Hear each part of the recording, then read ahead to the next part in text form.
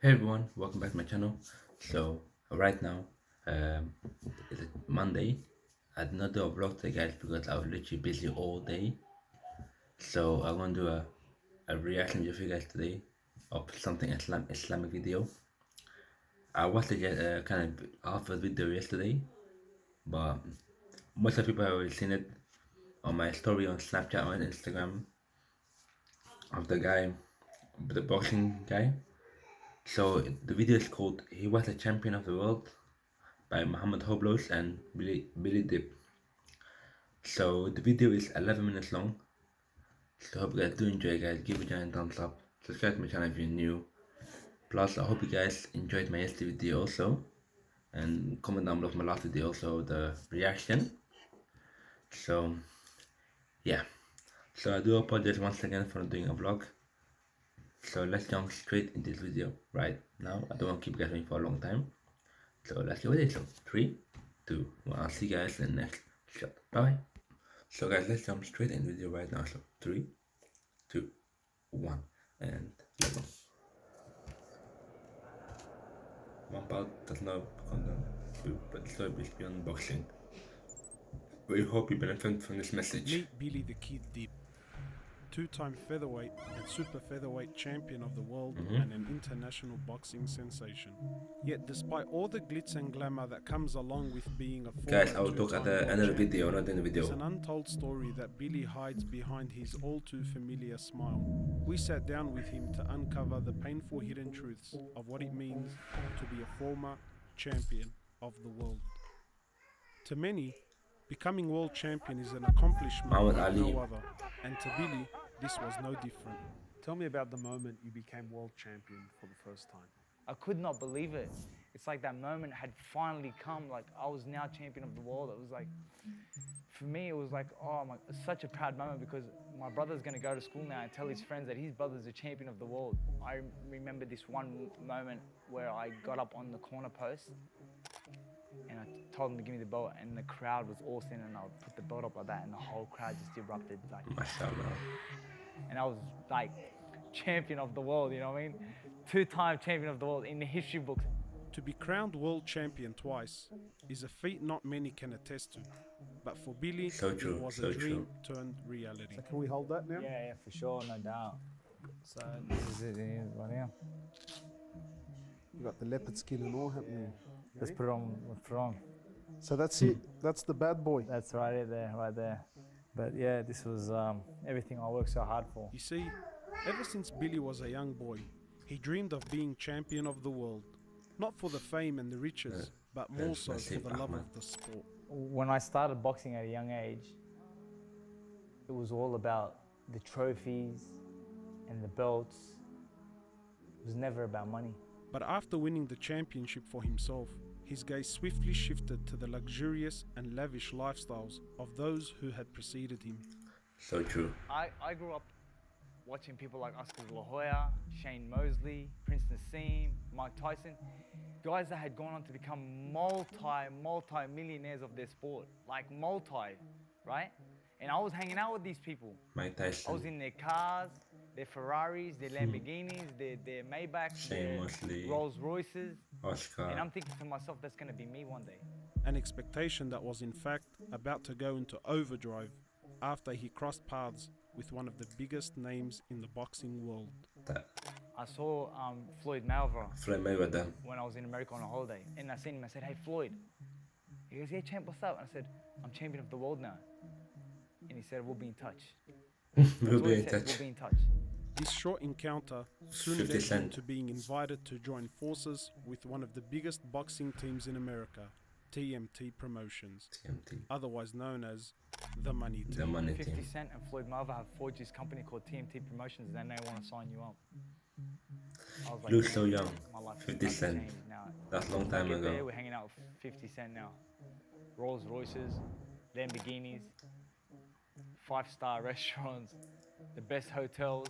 Like I'm telling you, I'm walking through the lobby areas with 50 Cent, like right next to me, and people saying, "Oh, there goes 50 Cent and Drake." And And he's like, that's not Drake, that's Billy the Kid. That's the IBF champion of the world. The thought of rolling with some of the biggest names in the boxing and entertainment world was a fantasy he had only ever dreamt of.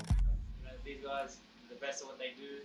They know how to make money, and I want to join the team and I want to make some money too. When I was signed to 50 Cent, the only thing that I had in my head was, I'm going to buy a Ferrari, I'm going to buy a Lamborghini, I'm going to do this and I'm going to do that.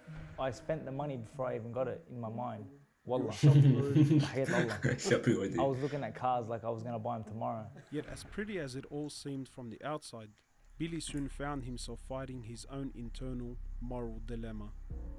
Being around these people was like ghadab, you know what I mean? Like being around 50 Cent and I thought, man, this is going to be amazing. I'm hanging around with 50 Cent, you know what I mean?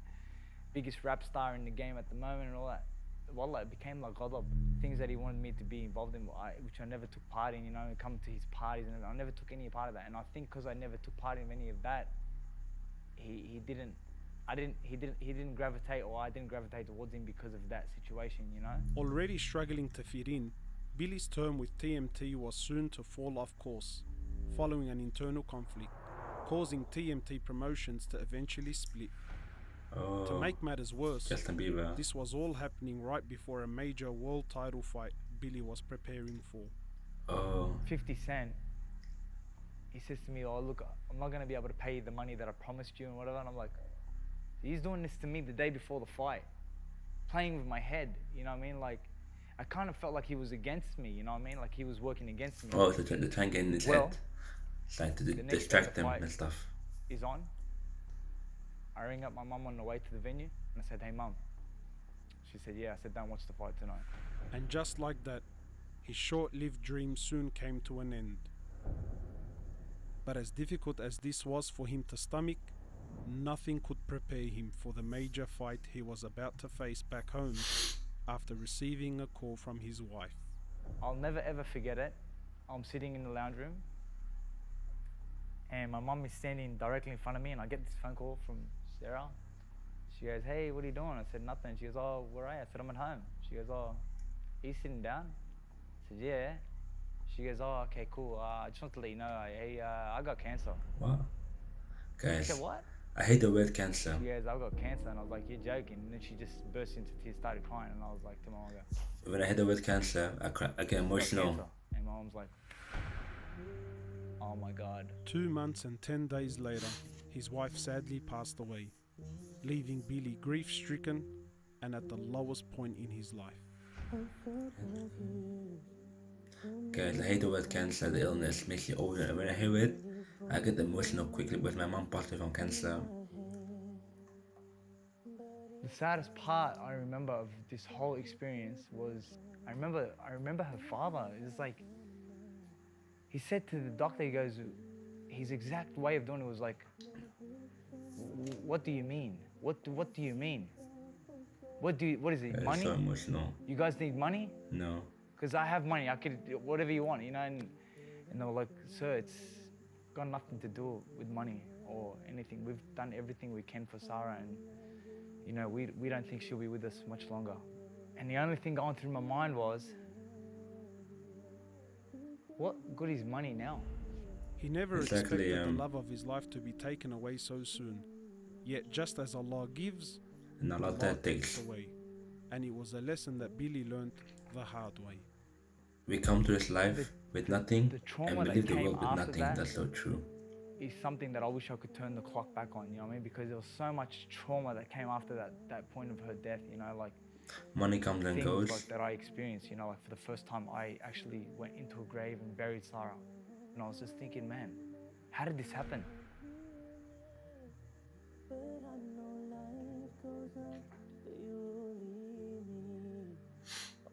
Well, like for 6 weeks straight. Oh, that's making me emotional right now. I was a regular visitor of the cemetery, possibly 2 to 3 times a day. And I wouldn't tell anyone I was going there. I would just go there and sit there by myself. Dealing with this loss was no doubt the biggest fight Billy had seen in his career thus far. Yet by turning to his religion and reviving his connection with Allah, he was able to make is make prayer and dua. The only calmness that I would find in my life is through salat. That's the truth. I'm not just saying this because it's the right thing to say, but I'm telling you the truth. Anytime that I was feeling pain or hurt or upset about something, I felt like, you know what, I'm just gonna salli and just, I'm gonna ask Allah, help me, take this sorrow away from me, help me, you know, and after Sarah's death, wallah, the sorrow lasted for a long time. How has being a Muslim helped you throughout your life?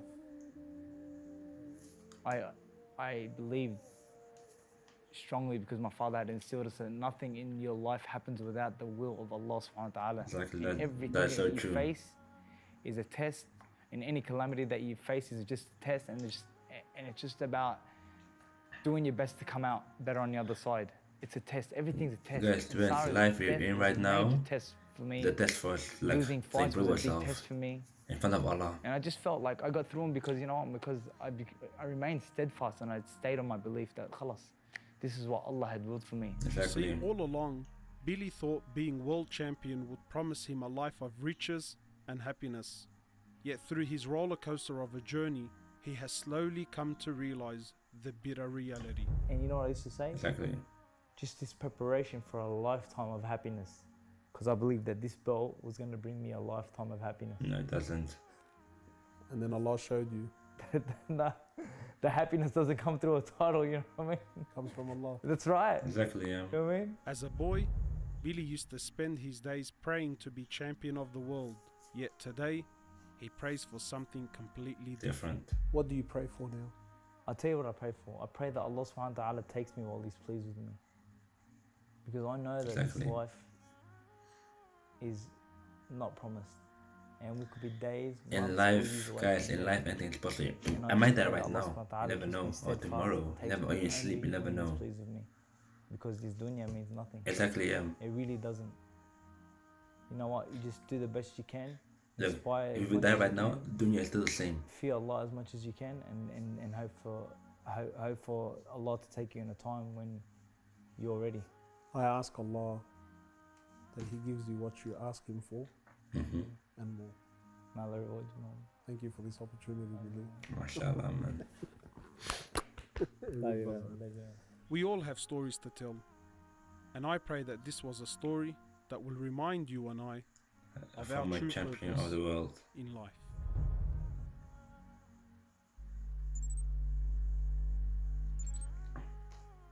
And well, guys, I think that's the end of the video right there. So hope you guys enjoy, guys. And give it a giant thumbs up. Subscribe to my channel if you're new. To be honest, guys, this video was so touching. Like, you see, minute before the video, you was happy and all of that, or I'm the world champion of the world and stuff and everything. But after you heard the news of his wife had cancer, everything went away, and he started become more closer to his deen, to Allah, everything. So guys, even we die right now or tomorrow or in your sleep, you never know, anything's possible in life. Nothing in life, nothing has been planned. Everything happened for a reason. So, like, even we leave the world right now, the dunya will still be the same. Nothing will change. We come to the world with nothing, no clothes, nothing on, and we leave the world with nothing also, in no grave. So whoever watched this video, guys, I hope you guys, it means great message, and I hope you guys do understand it. And yeah, so I hope people do watch videos to like reflect on it. To be honest, guys, it really touched my heart because my mom also had cancer, breast cancer, but so I do miss her a lot every day. But I do pray a lot. I do pray 5 times a day. I make du'as, everything. Wow, cancer, that's the illness that I hate hearing or listening to. So guys, I'm gonna end the video right here. So I hope you guys liked it. So inshallah, I'll see you guys in my next video. So thumbs up, subscribe if you're new. So inshallah, I'll see you guys in my next video.